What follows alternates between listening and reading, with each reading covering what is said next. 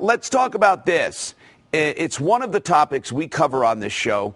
It's a great topic because times are tough.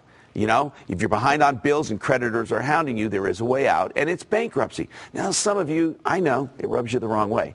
I really don't care about that because it's the law, and it's for people who need a fresh start. Otherwise, they're in servitude for 60 years, truly. And sometimes it's no fault of their own. We're not talking about liars and cheaters now. We're talking about good people that get in trouble.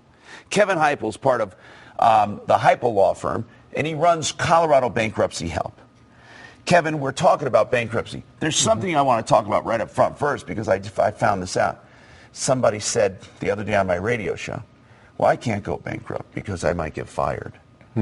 Talk about, they can't discriminate against you based on bankruptcy. It's in the bankruptcy code. You cannot lose your job because you filed bankruptcy. Really? Now, there are some jobs where bankruptcy can be an issue. Like what? If you're an insurance agent trying to get a Series 6 license. Right, okay. But the ironic thing is if you're an insurance agent and you already have it and you file bankruptcy, no problem. It's when you want to get it the first time. So people can't fire you for going bankrupt? No, not at all. They can't say, well, I don't want someone who filed a bankruptcy around here. Talk about bankruptcy. I asked you, so is it leveling out? Is it slowing down a little? And you said no. No, it's increasing. And, I think your earlier, Bill hit it right on. Bill Bronchick from the Association of Real Estate. A lot of people got into the rental market way too late. And these are still my current clients. They went out and they bought 1, 2, 3, 5 rental properties. 80-20 loans, stated income. Yes. Real estate markets collapsed. Right. Rental income has dropped. They can no longer afford to make these mortgage payments on properties that are underwater. And if you look at it as a business decision, it's best to cut your losses, get out of it, and bankruptcy will allow you to do it. And if you have some properties that are kind of borderline, you want to keep them, a lot of times in bankruptcy you can keep them. So there is flexibility. I've had a client who came in, had 5 properties, wanted to keep 2 of them, and bankruptcy afforded him that option. What about homes that you live in? Can you keep your home? Always. But you have to make the payments, and that's the key. And you have to have less than $60,000 or $90,000 of equity, depending on your age. Yeah, because if you have a lot of equity, they can ask you to sell it, but very seldom does that happen in this market. Yeah, in this market, equity is not an issue.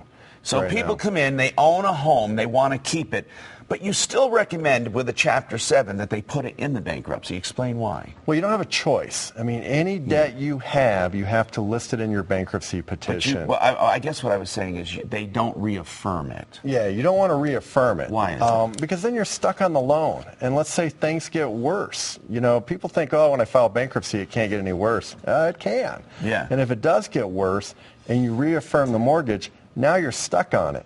Whereas before... So if you don't affirm it, you can still live there, possibly. Right. As long as you make the payment, you can always keep the mortgage. Right. But if things don't work out and you have to walk away, you can. So even if you... Okay, let's say that you don't affirm the loan, so the lender watches you, you're making payments, so the lender says, you know what, he's making his payments, I'm not going to take the house, even though he went bankrupt.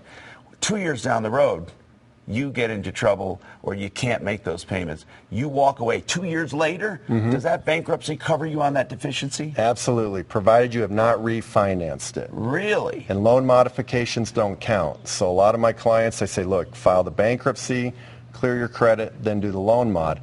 And they're having success with that because now they've gotten rid of all the debt, bringing them down. But they are still protected. If 2 years comes by and they lose their job and they can't keep the house, they don't have to worry about the mortgage company coming after them to sue them for the deficiency. That's a very good point, that they can get away from that deficiency even years down the road. But some of them, of course, rebound because of the bankruptcy, keep the house and move on, right? Most of them do. Okay. 80-90% of people rebound, keep their home. It's not an issue. Most people do 7 or 13. 7. That's a complete liquidation. They call it that, but explain how it's not really a complete liquidation. Yeah, I mean, everything's, oh, I'm going to lose my house, I'm going to lose all my car, stuff. my art, my jewelry, my clothes. Yeah, well, explain what are called the deductions or the allowances. Yeah, we call them exemptions. Exemptions, okay, that's the word. And we mentioned, $60,000 of equity in your home. Yeah. $5,000 of equity in your car. It goes up to 10 if you're married. And who has that anyway, right? Most people don't. Right. Your furniture, you get to keep that, your clothing, They just don't want you jewelry. keeping a Ferrari that's paid off or something that's extravagant. Retirement accounts are completely protected. It's like you said earlier. If you're thinking about touching your retirement, call me. because that is something you can protect in the bankruptcy. Yeah, so some people, they take out their 401k or their retirement to pay a credit card. And that credit card's unsecured. They've ruined their protected money. Right. And then they end up going bankrupt anyway. That's the worst. I mean, if you're going to take your money out of your retirement, make sure you can pay every credit card out there. Or don't do it. Or don't do it. Because if you pay one and then you're coming in to see me, the one you paid was a waste of money. Because and by the way, we can take calls. We're taking calls on real estate, aimhomes.net at our help center. We also have a question now at 303 Martino, and Tim is on the line for Kevin Heipel. Kim, what's happening? Hi. I had a quick question. If you file a Chapter 7 yes, and your mortgage is included on it and yes, you let the house go in the bankruptcy, can they give you a 1099 on that? Okay, that's a good question. In a 7, let's say they don't keep the house, they let it go, they take the house back, she's forgiven that debt. Can they give her a 1099 and call that income? No, absolutely not. It's in the tax code that any debt that is discharged is non-taxable. And it's funny because this year there's been a lot of that with these mortgage companies issuing 1099s. And what you do if you get one, you fill out a form. I think it's a 4598. I'm not sure of the form. There is a form. But you just check discharge Title 11 case, attach it to your tax return, and you're covered. So in a bankruptcy, you're considered insolvent. The trustee has deemed you insolvent. The judge has deemed you insolvent. And when you are insolvent, meaning bills exceed your assets, you do not have earned income or unearned income on relief of debt. Even if you didn't go bankrupt, Kevin, even if you don't go bankrupt and you're forgiven a debt, if you can show you're pretty much insolvent, you get out of it too. That's correct. Insolvency is another avenue. Okay, so now Kevin Heipel, Colorado Bankruptcy Help. Here's how you get a hold of him. By the way, he'll stick around for a little while here, 303 Martino. But here's his office.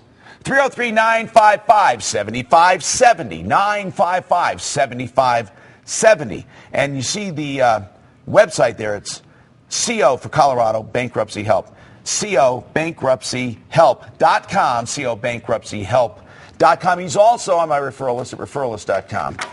All right.